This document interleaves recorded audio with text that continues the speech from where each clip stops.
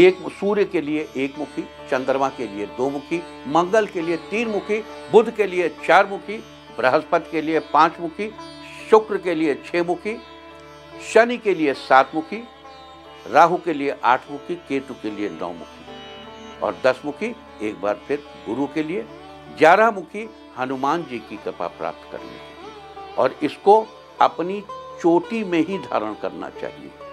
11 मुखी रुद्राक्ष अपनी चोटी में ही धारण करना चाहिए।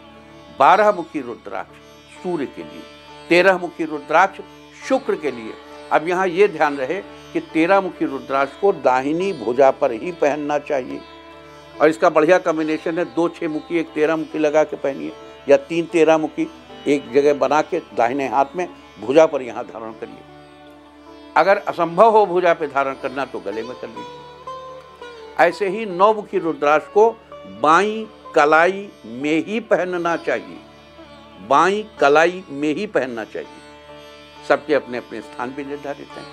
तो ये हो गया 12 मुखी, 13 मुखी और अब 14 मुखी। 14 मुखी रुद्राक्ष को अपनी पीनियल ग्लैंड के आगे पहनना चाहिए।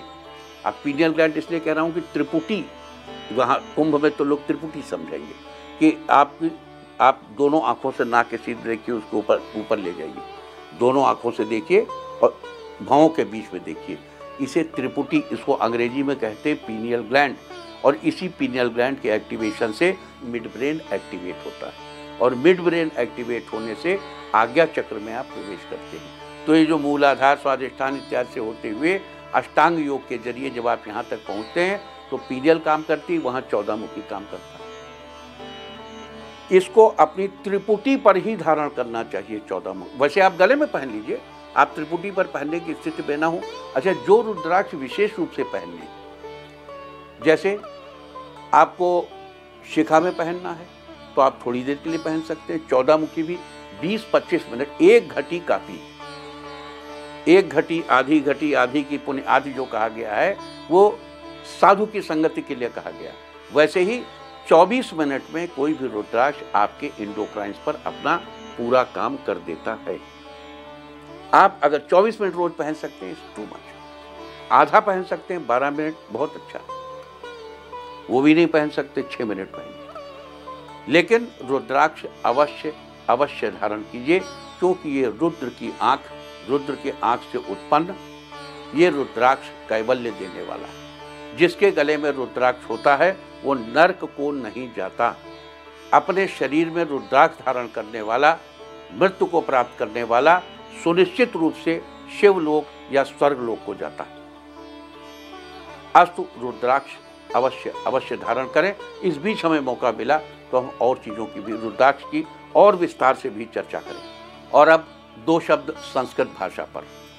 इस बीच हमने कुंभ के दौरान लोगों के इंटरव्यूज देखे तो उसमें हमने देखा कि संस्कृत भाषा पर जोर देती हुई महिलाएं, एक महिला संस्कृत भाषा पर बड़ा जोर दे रही थी, कुछ साधु लोग जोर दे रहे थे, कुछ वहाँ के आए हुए लोग जोर दे रहे थे कि संस्कृत भाषा पढ़ाई जानी चाहिए।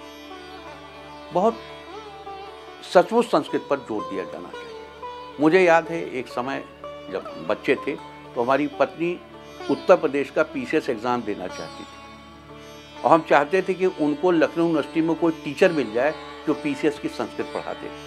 हम ए से लेकर जेड तक लखनऊ विश्वविद्यालय में हर टीचर से मिले, कोई भी एक टीचर नहीं मिला जो उन्हें संस्कृत पढ़ा सकता पीसीएस के लिए। अब तो यूपी संस्कृत एकेडमी पीसीएस के लिए स्टूडेंट्स को तैयार करती है, उन्हें पढ़ाती है और उनके बड़े अचीवमेंट्स हैं। बहुत बहुत बधाई उत्तर प्रदेश संस्कृत अकादमी को। तो अब संस्कृत के लिए जो लोग काम कर रहे हैं वो बहुत बधाई के पात्र हैं। मैं ये बता दूं कि ये जो पाणिनि के 14 सूत्र हैं, जो भगवान शिव ने जब प्रलय काल में अपना डमरू बजाया, डग डग डग डग डग, तो उससे जो आवाज़ें आई, अ इ उण रेल रेक ए औंग ए उच है वरट लण इ मंगलनम झवई गड दश जब गड दश कप चटत चट तव कपय शख सर हल। इन 14 सूत्रों में ही प्लैनेट अर्थ की प्रत्येक भाषा की ग्रामर दी गई है।